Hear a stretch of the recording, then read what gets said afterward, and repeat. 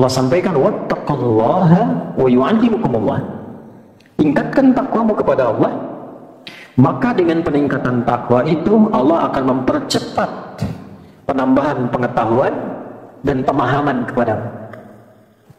Jadi takwa didahulukan sebelum ilmu. Apa di antara turunan takwa itu?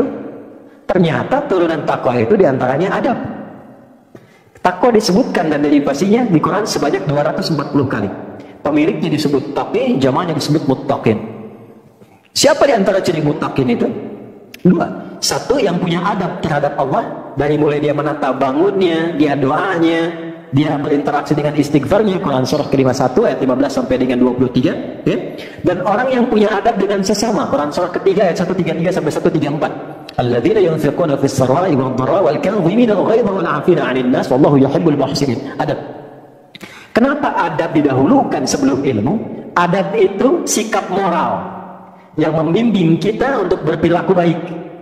Jelas? Kalau orang berilmu, adabnya belum baik, moralnya belum baik, maka dia akan membuat perilaku yang buruk, yang damage-nya lebih besar dibandingkan dengan orang yang belum punya ilmu. Orang korupsi kalau pintar, ngambilnya banyak dibandingkan dengan orang yang mencuri tapi nggak pintar, ya kan? Kijang-kijang nanti durian disimpan di sini ya tuh. Ya, banyak motifnya dan damage-nya lebih banyak.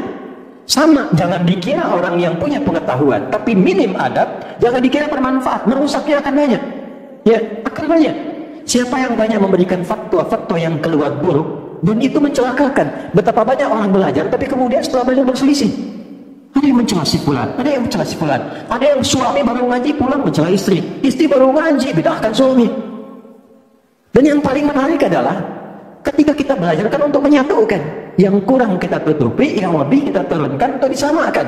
Tapi bisa terjadi demikian. Apa yang salah? Adab. Maka Islam datang untuk melatih adab terlebih dahulu, dan saat yang bersamaan ilmu diberikan. Jadi tidak harus nunggu 16 tahun. Itu bersamaan. Karena saat belajar adab pun sedang belajar ilmu, ilmunya khusus adab. Karena itu para ulama itu mendahulukan pelajaran adab dengan babnya sebelum masuk kepada ilmu-ilmu pokoknya. Apa di antara contohnya? Imam An-Nawawi itu menulis kitab Riyadhus Shalihin 1896 hadis. Sebelumnya Al-Arba'in 42 hadis. Lalu Syarah Sahih Muslim 9 jilid Sahih Muslim. Tapi kitab yang pertama ditulis apa? At-Tibyan fi Adab Hamalatil Quran. Bagaimana ahli Al-Quran itu punya adab dalam mengajar dan dalam belajar. Anda lihat di antara bab pertamanya, wala yata'allamu illa mimman kamulat ahliyatuhu. Tidaklah seorang murid belajar kecuali kepada guru satu yang pakar di bidangnya. Jadi jangan sampai ini mengundang belajar hadis tapi pada orang yang tidak tahu hadis. Kalau gurunya pakar fikih, fikih saja. Gurunya tafsir, tafsir saja. Jangan diminta guru tafsir ngajar fikih. Salah. Yang kedua apa? Wa kamulat akhlaquhu. Akhlaknya baik.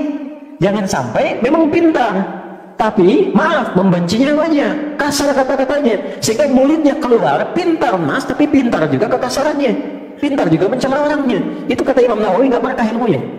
Maka adab penting. Datanglah dari guru lokal namanya Syekh Muhammad Hashim bin Ash'ari, menulis 19 kitab. Di antara 19 itu kitab pertamanya Adabul Alim wal Muta'allim. Maka diajarkan di situ dasar-dasar adab. Kemudian masuklah kepada apa yang akan disampaikan. Saya ada koleksi hampir 40 di kitab tentang sholat.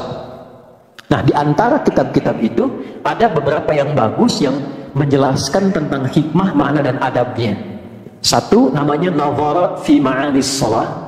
Yang kedua namanya Asrarus Shalah.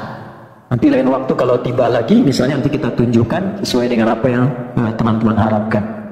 Jelas ya? Allahu a'lam bishawab.